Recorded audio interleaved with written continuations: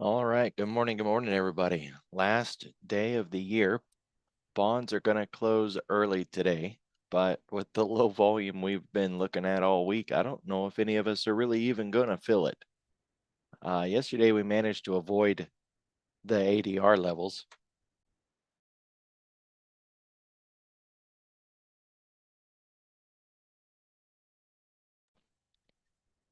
And what we continue to hear all over is how magnificent the rally is this year, how unprecedented it was over these last 2 months after the Fed acknowledged that the market was right to price in rate cuts, and the discussion that continues that they're going to cut kind of just because at some point next year, which is different from cutting when they need to, instead of holding that ammunition in reserve. Right? If you imagine the ability to cut rates is a tool, a function of crisis that the Fed can reserve in case of emergencies, that they're just going to waste one, like a get out of jail free card that they decide to use on a frivolous endeavor.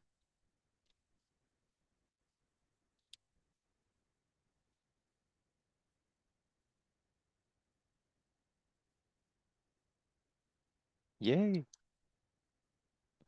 So we are green on the screen. Hong Kong is basically flat and everything down from that.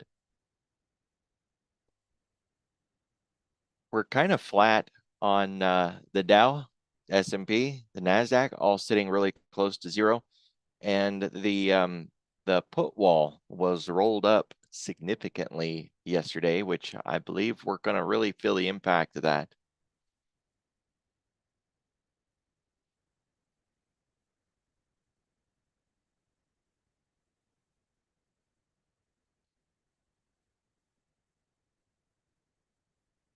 We really don't have much on the table today. The Chicago Business Barometer is the biggest thing.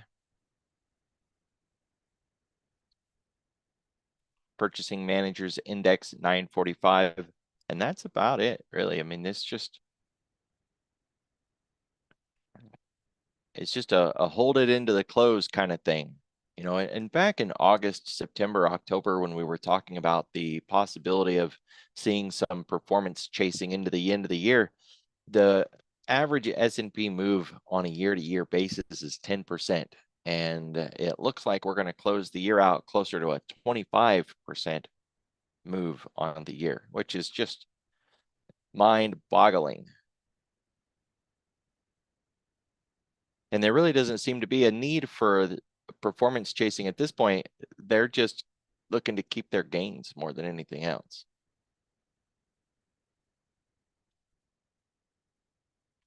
Do be careful of the idea that seasonally speaking, January is a down month. How much that's going to play in for anybody who didn't trust the rally and didn't get any of the move, who might want to try to do it now. But it's a pretty broad-based run, right? There was bonds and equities and treasuries and commodities, everything participated in the move. So I think what would be more appropriate is to see what begins to lag and what might slow down some.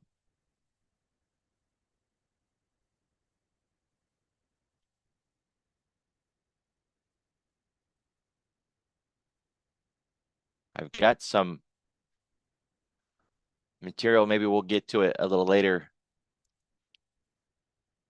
from vol signals and Minthor Q, but we'll see if we get to it. There's some option stuff.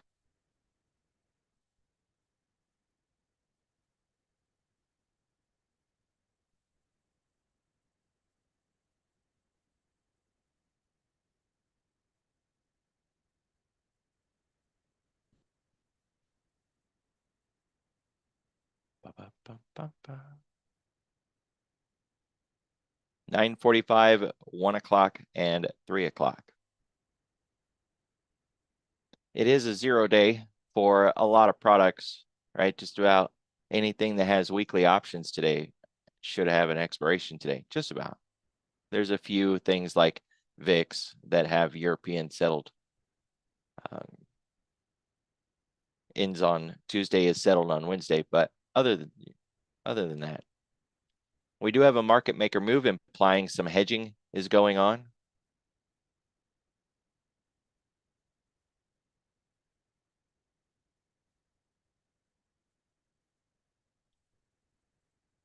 It's not very much at this point, 0.34, but very likely to grow as the morning goes on. And we've got more liquidity this morning than we've had for most of the week, but that's a little bit of a twist. Usually when we see that we have a market maker move, we don't have as much liquidity as we've seen, in the previous days. So we've got more trading activity and we have hedging this morning, both.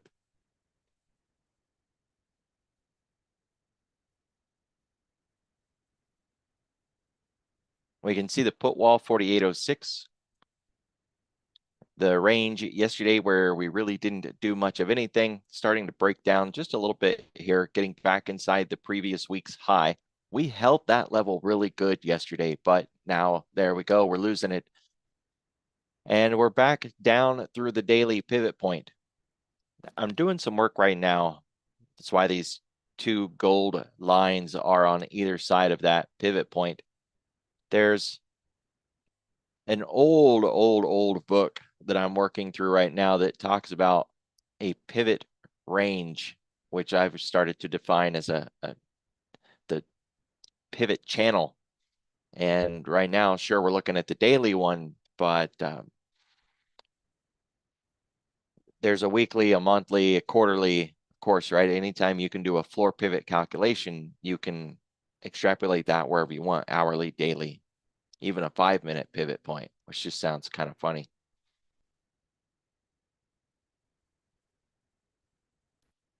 But it has a direct connection with the offset ranges for the 5-minute open range, or whatever open range you like to use, 5-minute, 30-minute, 15-minute.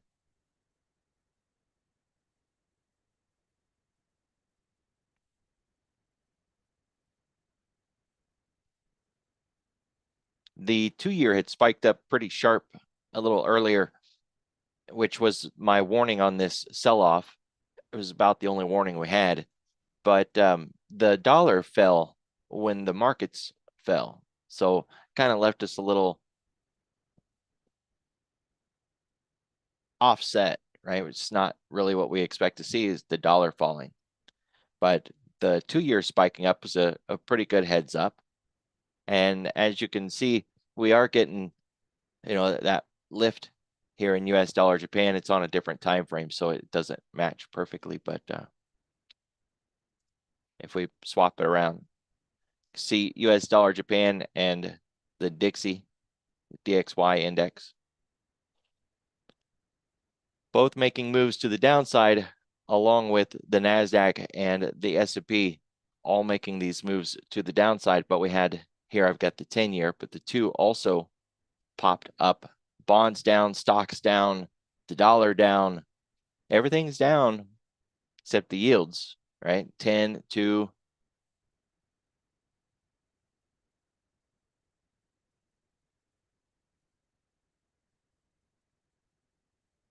So here's the 2-year, pop strong, still holding it like a bull flag. That was the only warning we really had on this sell-off, that it could get back to these levels from yesterday. But recognize all these wicks, right? That there was a lot of buyers down here at that cog line of 48.31. And we don't know if they're still there, but looking at this wick that we have here, it seems like they're still there. There's still liquidity there. We're just absorbing it at the moment.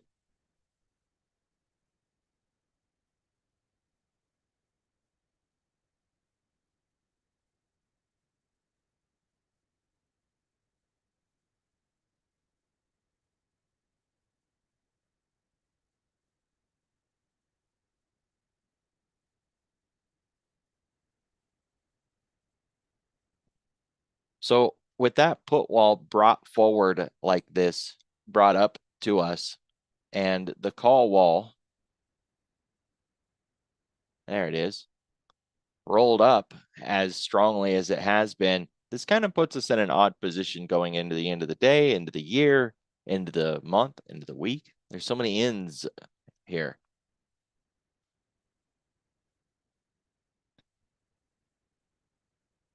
This put wall should act as a support only from the idea that we would expect traders to step up there.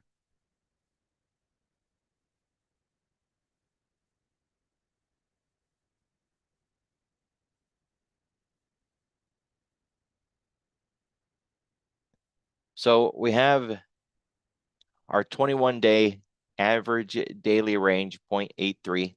We have a market maker move of 0.35. If we use dollar values or points, then we could say 40 points plus 17 points. That gets us 57 points to the upside and 57 points to the downside.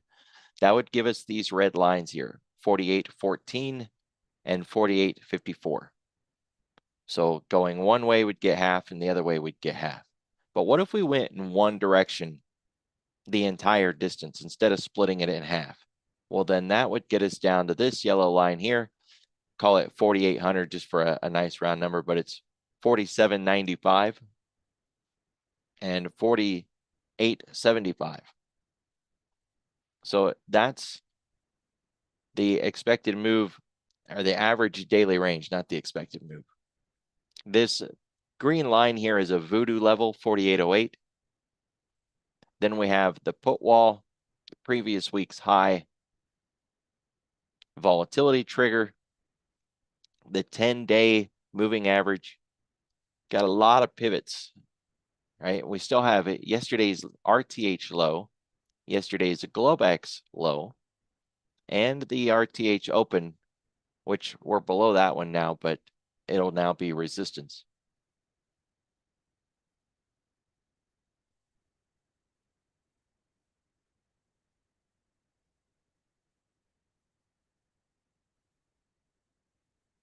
So we lost that volume that we were talking about through most of the week on the bottom side of this 10-day volume profile. The point of control on the TPO in blue is really close to the volume profile's point of control. We still have this shallow area of concern, but it's not so shallow now. We've kind of chopped our way through it enough that sure, it's lower than the peak, but everything is lower than the peak. So this really kind of gives us a classic D shape unless we build out more along this top level, then we would have more of that classic B. But we don't have it yet. It's really just a jumbled mess. A little bit of help at the cog line 48.11, and below that 47.75 is a point of control.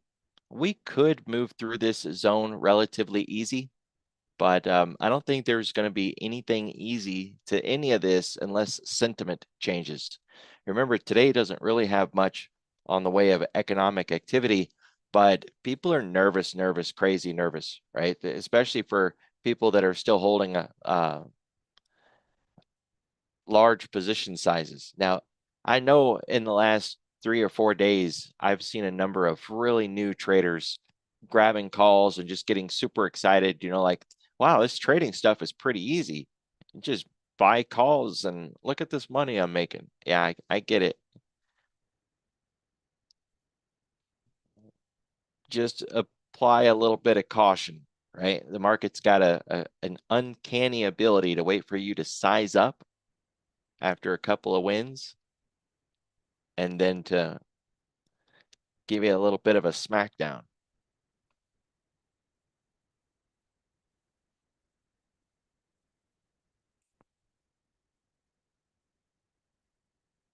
We still have that VPOC below us, 48.25. So if we're going to cut down to that 47 area, we've got to get through this VPOC. First touch play should be in effect for that.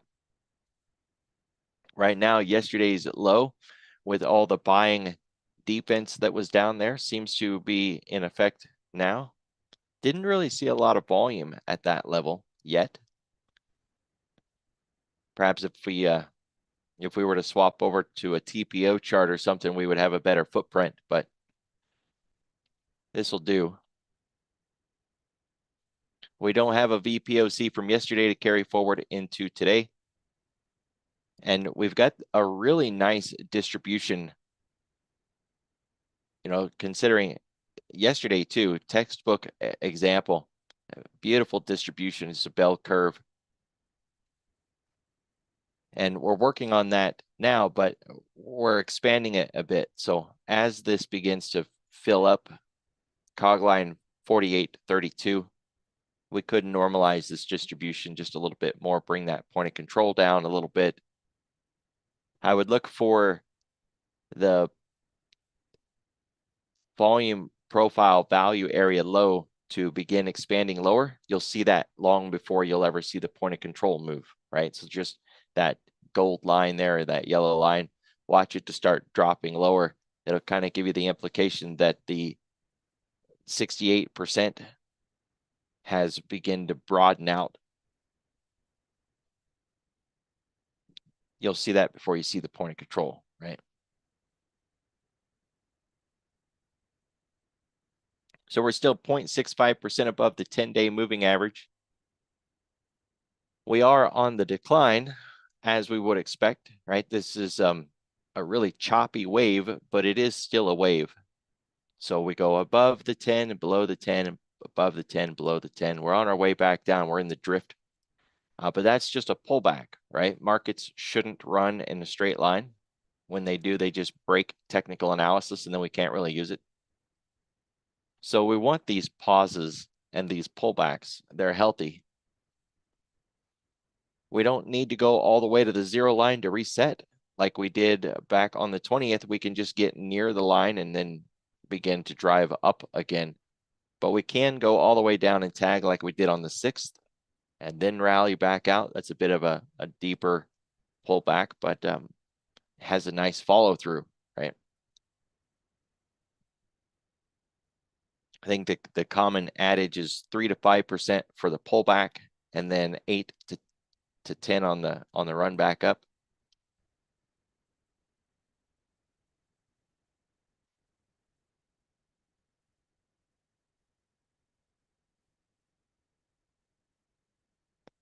We did not leave the range at all this week. These boundaries aren't necessarily, what we need to stay inside during the week. They're just what we need to be inside of as the week ends.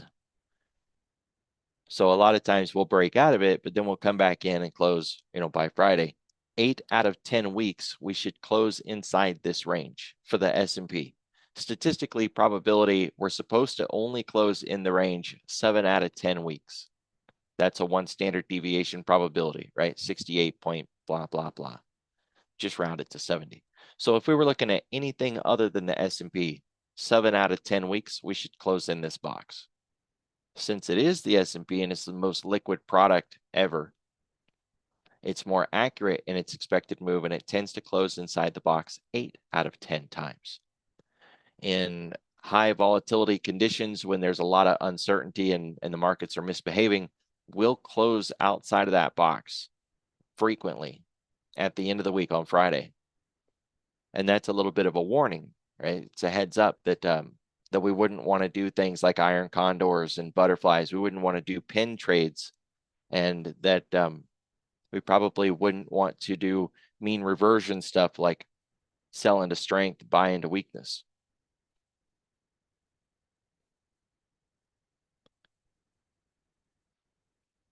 The easiest way to run these probabilities is, rather than trying to count every single box and how many times we've closed inside of it and outside of it, that it's much easier just to count back 10 boxes.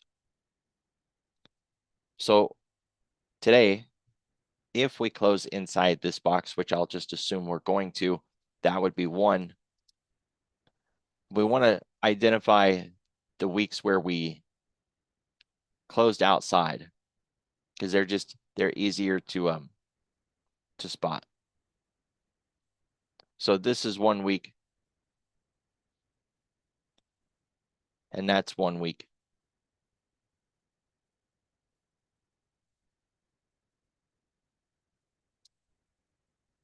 And there's a week. 3 out of 10.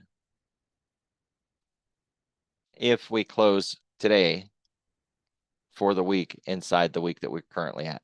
So the last time I did this count, we were at about a 50%. I can do better than that with a coin toss.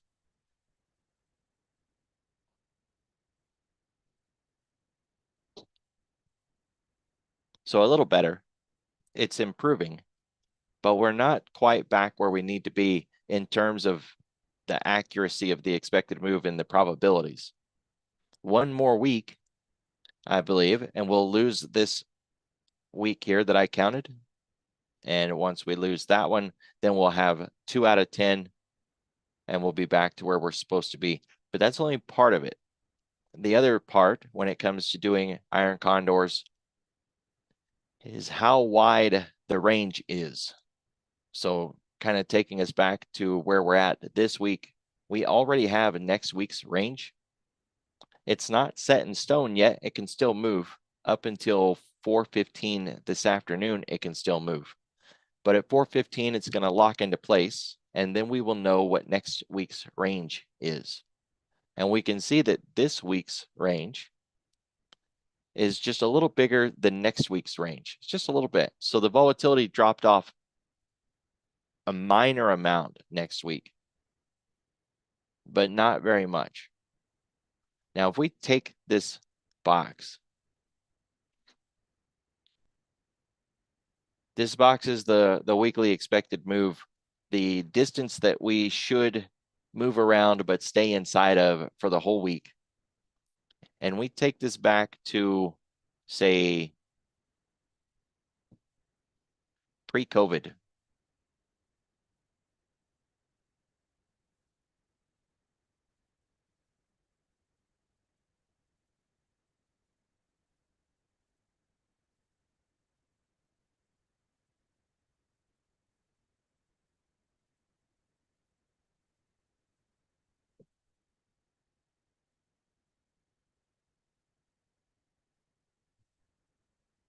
Seems like a long time now, doesn't it? So here's COVID.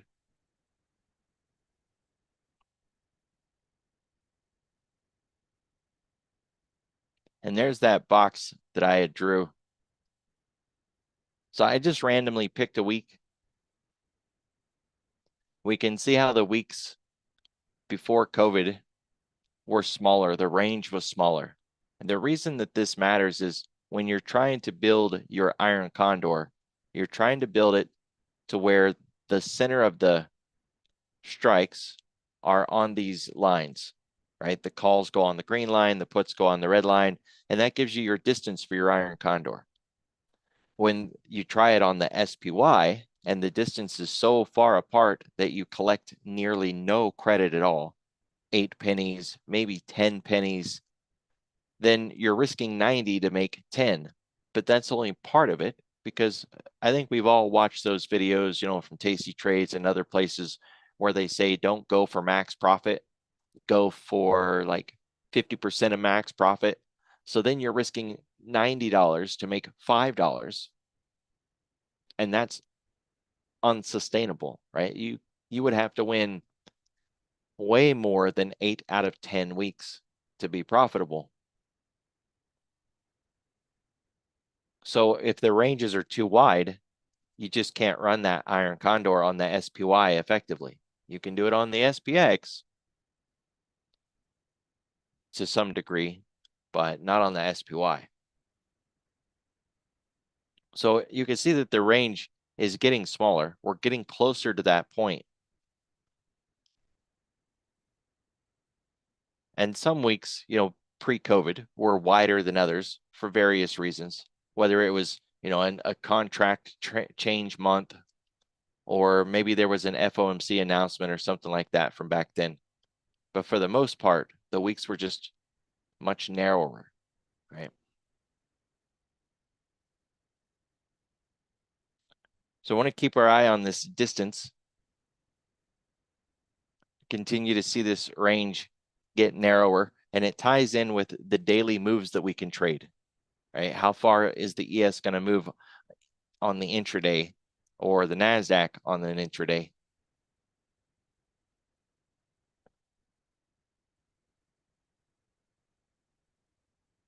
Yesterday, for an example, we really didn't move. By the end of the day, we really didn't move that much. And you need to kind of get used to this as a, kind of a staple of normalcy, because we're going to see it more and more frequently. Or get comfortable at trading something other than the S&P, right? There's gold, oil, NASDAQ, so many things you can trade.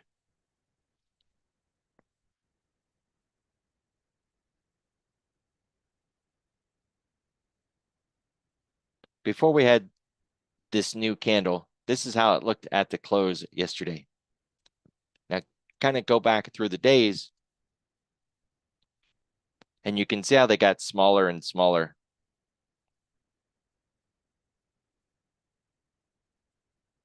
It is a bit of a wedge. We kind of talked about wedges yesterday and how they can break to the upside first before coming to the downside.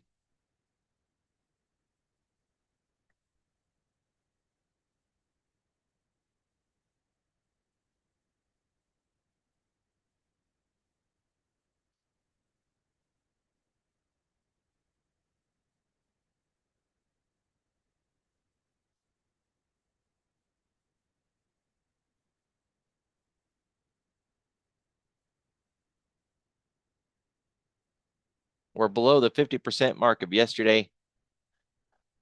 We've already flirted with yesterday's low. If we break that, then 50% of the move gets us down to 48.21, and 100% of the move gets us below the 27th low, down to 48.14. And I believe that lines us up with the halfway point pretty close. 48.17 is the 50% mark of this really big candle. Always want the 50% mark of the biggest candle, right?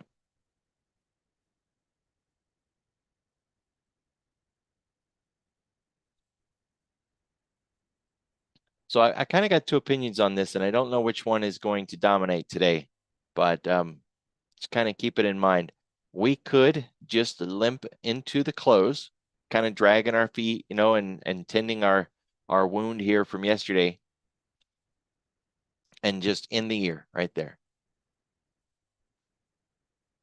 which would give us a sideways day, and that it's just going to be that, and we're done. It's what we had on Wednesday. It's what we had on Thursday, right? Just choppy, sideways, a whole bunch of nothing, right? Until the last minute, and we ran up and closed on Wednesday, and on Thursday, we didn't even get that. Or we get a big move. And I'm not even worried about what direction, just we get a big move. So we've got a really nice setup on that big move right now. We've tested the high side and we tested the low side. I don't really care which way it goes, right? It's kind of like the old bar song. I don't care where you go, you just can't stay here. I don't care which way this thing breaks. I just want it to break.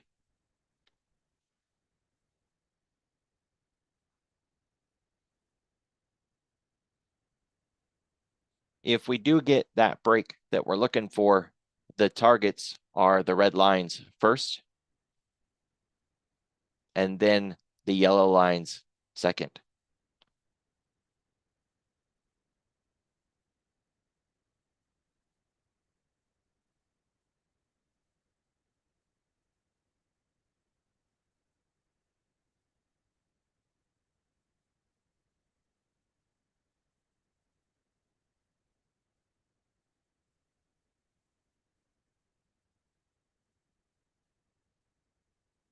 make it a little easier to see it.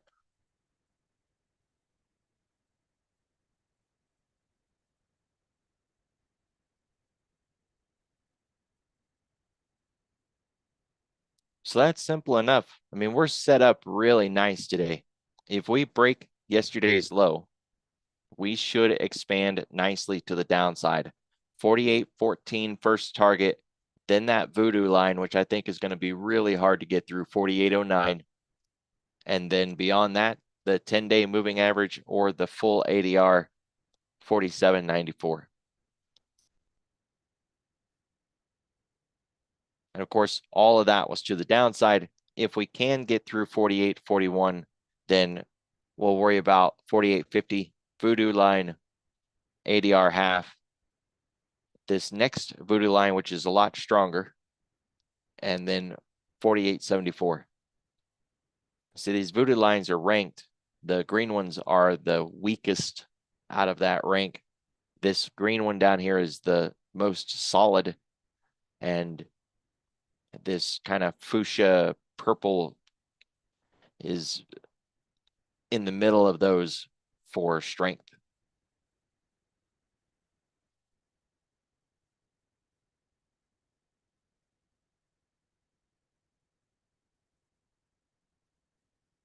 I would continue to look for the broad-based rally today, but I don't think it's going to be that. Right? I think it's going to be something very specific, because what's going to be the catalyst? That's what I keep asking myself. What's going to do it? If you remember last week, that big move we had, and it just kind of came out of the blue. It was like a big drop to the downside, and everybody was freaking out, looking for news, trying to find what the heck happened. We couldn't find anything, right? There wasn't anything there, but it accelerated. It didn't stop after a little bit. It just kept going and going, and we kept falling all day. That's kind of what's on the table today, but not just to the downside. We could see the same thing happen to the upside. It could go either way. We don't need a spark, right? The only thing that it would be is, say, the market loses that warm, fuzzy feeling and just kind of freak out and start buying a bunch of stuff or start dumping a bunch of stuff. Got to argue with the buy side, though. At these levels, at this height, are the CTAs going to buy? Yeah, I mean, the CTAs, they're non-discretionary, right? They'll buy because the paper says to buy, right? They don't care. The vol funds, they'll buy because, again, non-discretionary traders. So sure, those two, but they would only buy if the volatility levels dropped.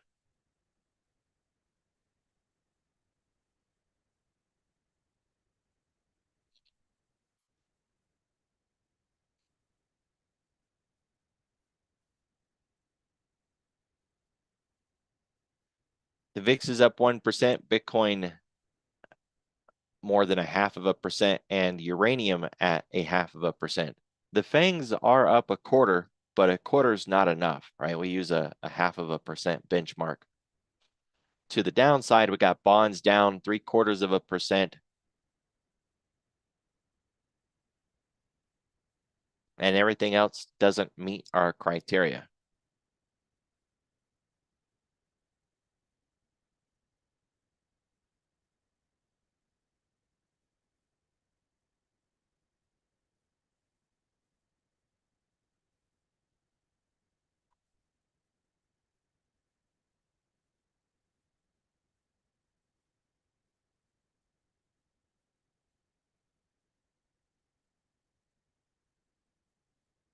So oil's trying to bring it back a little bit this morning.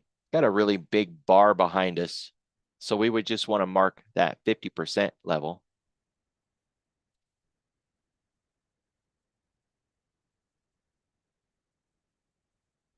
$73 basically. That very likely is going to be the resistance for the day. See it hard pressed to get through that. Gold is gapped down in that continuation of yesterday's sell-off.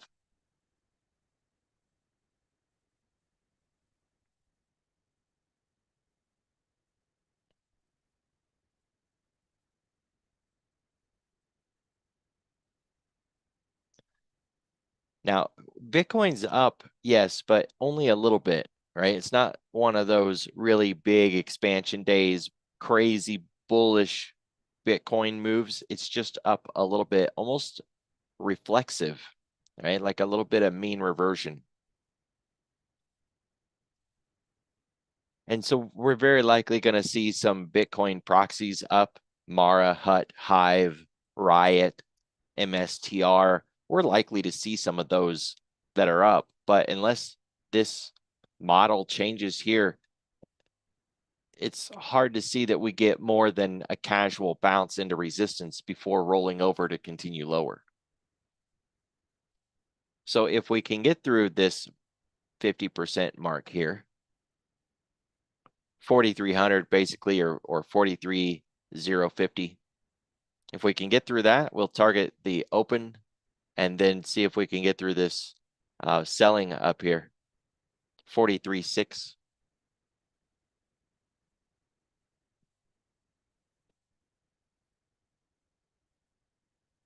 Doji on US dollar Japan, but the trend is pretty clear. I mean, that's a straight line to the downside. If we were drawing, like trend lines here.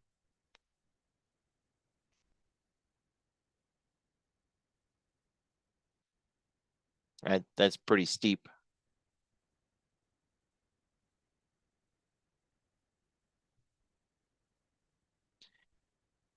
Now we do got a classic H pattern forming here, and from a double bottom standpoint, we want price to go lower than the previous low to trap bears before we rip their head off. So with that in mind, we've got a TRB.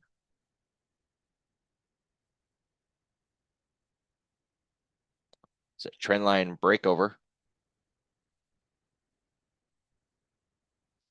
And all it's got to do to start this process is just get outside of this candle here. So this was a nice recovery coming back up from the double bottom, but we didn't get the follow through yet. And that's kind of what we need. We failed on this breakout to the upside.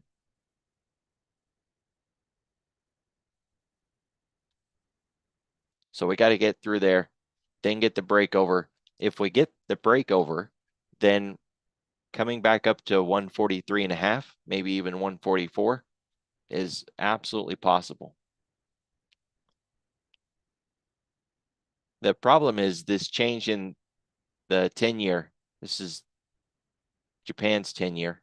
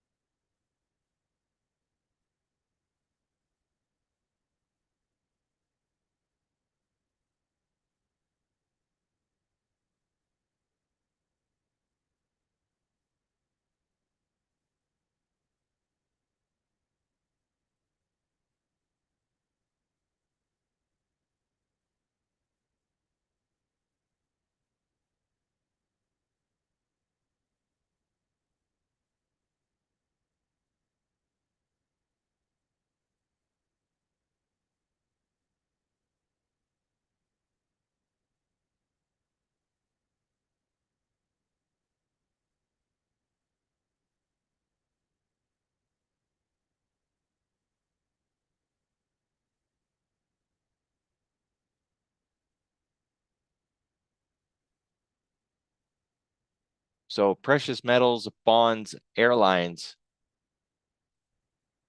all down. Airlines really taking a hit here. Let's see if we can dig a little deeper into this.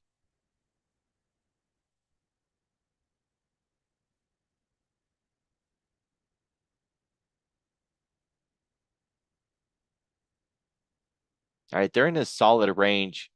I mean, that's a fantastic IX10, but it's so wide that I'd really not count it as that. There's no play here other than, say, a a day trade. It's got so much room to go to the downside before we could even consider it a true short.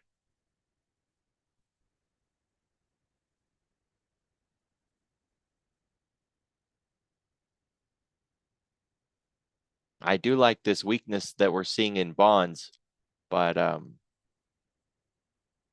it also has a long ways to go before we could consider a technical breakdown.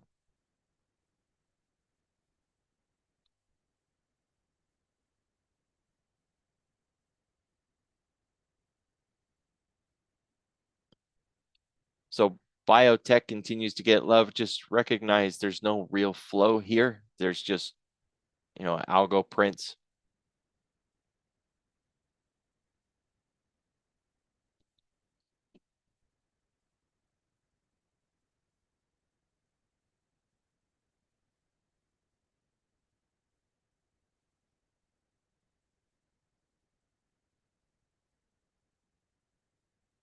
That Bitcoin doesn't look all that strong to me.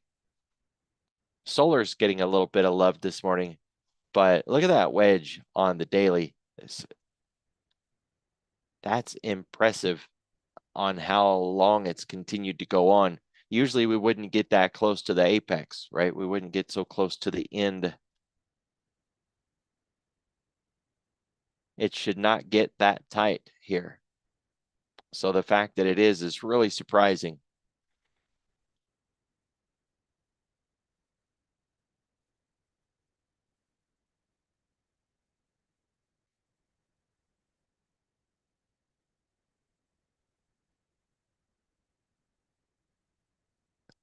So really, I would approach it from that casual line in the sand on the S&P. We've really got a nice setup, and I think the rest of this today is just going to be noise. Continue to realize that the tools that we would normally use are dysfunctional right now because of the liquidity issues. So, market breadth is just sketchy. But this range is very clear.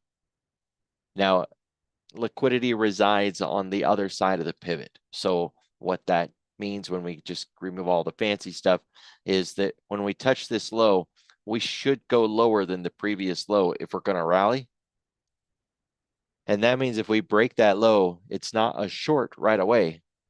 We need to know that it's a true short, that we're going to actually continue to the downside.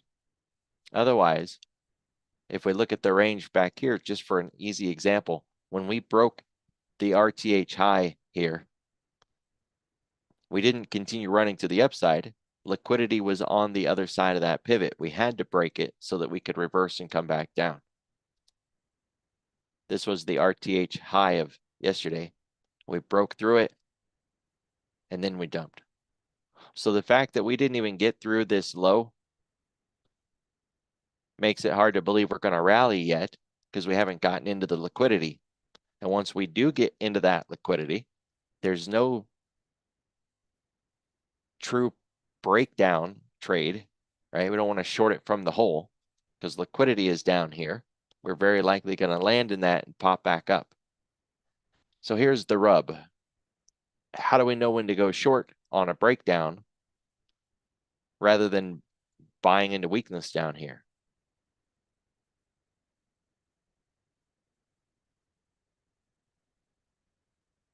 So there's no perfect answer to that. One of the things that I like to do is put a fib on it and use the 111 here. So what I just measured is this range that we've been talking about.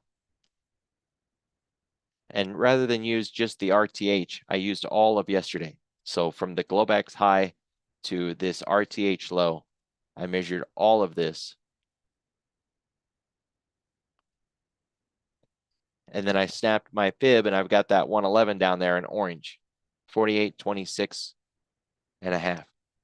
So if we break 48.28 and we begin going to the downside, if this is a bear trap and we're just gathering liquidity before we go up, then we should turn around somewhere around that orange line. If we expand beyond that orange line, and we get to the green line, then we've actually started a true breakout. We would expect opposite candle close there, opposite color.